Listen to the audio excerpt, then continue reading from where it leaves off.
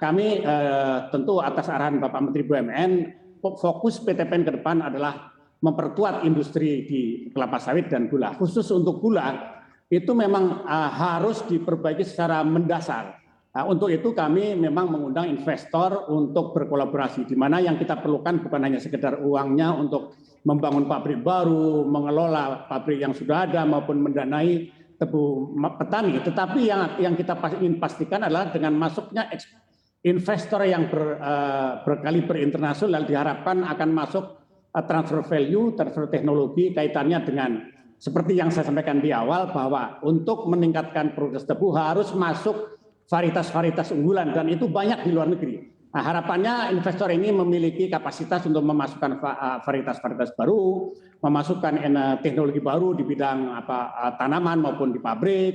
Kemudian tentu dalam jangka dekat juga kita membantu pemerintah dalam kaitan mungkin kita bisa mengimpor raw sugar, mengimpor gula produksi untuk memastikan BUMN atau PTPN hadir di pasar.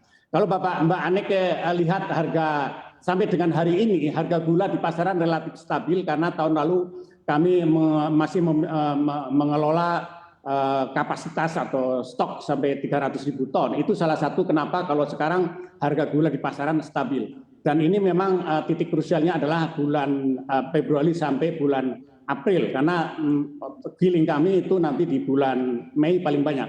Tapi di Sumatera Utara di mana saya sekarang sedang berada, itu saya sedang melakukan persiapan untuk giling di awal Februari. Di Sumatera Utara nanti bulan Februari sudah beroperasi 2 pabrik gula dengan target produksi tahun ini sekitar 40.000 ton. Jadi kita memiliki 35 pabrik yang beroperasi, Mbak Anake, itu mulai dari di Sumatera Utara sampai di Sulawesi.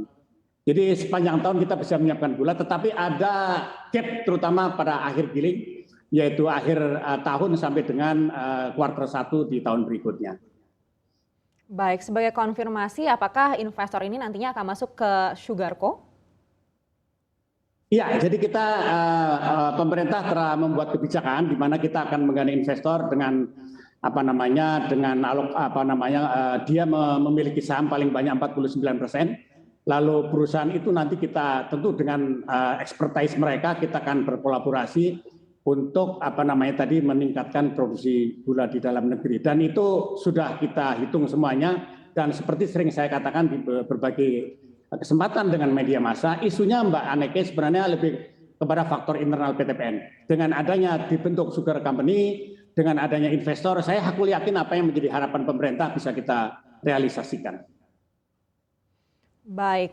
Lalu di manajemen juga apakah nanti akan ada campur tangan dari investor asing tersebut dan kira-kira akan sejauh apa nanti? Ya, jadi terutama itu tadi. Jadi kalau kita bicara tentang industri gula di Indonesia, itu isu yang paling dominan adalah isu produktivitas yang rendah. Ya, kalau seperti saya cerita di awal bahwa kalau di Thailand, di India itu produktivitas petani itu mereka sudah di atas 7-8 ton. Nah, kita masih 5. Jadi ini sederhana saja, bagaimana kita menaikkan dari 5 menjadi 7-8. Dan itu dalam sejarah Indonesia, pada tahun 1930, kita rata-rata Indonesia itu produktivitasnya itu 15 ton per hektar, Mbak Anike. Jadi kita sebenarnya bukan terlalu mengawang-awang, tapi kita hanya mengembalikan, bahkan bukan mengembalikan 100%. Minimal separuh dari apa yang pernah dicapai 90 tahun yang lalu. Dalam sejarah itu juga pusat penelitian gula di Pasuruan itu pada tahun 1921 itu terkenal di dunia karena menghasilkan satu varietas namanya POJ 2878 di mana waktu itu seluruh dunia menggunakan varietas itu. Jadi lebih banyak isu tentang kemandirian gula nasional, kalau saya boleh persempit, itu bagaimana PTPN mampu membangun kemandiriannya, membangun kapasitasnya untuk kembali kepada fitrahnya sebagai planters yang mampu menghasilkan gula sebagaimana di masa yang lalu. Nah, bagi Anda yang ingin mengikuti berita ekonomi dan juga bisnis, jangan lupa untuk install CNBC Indonesia di App Store dan juga di Play Store.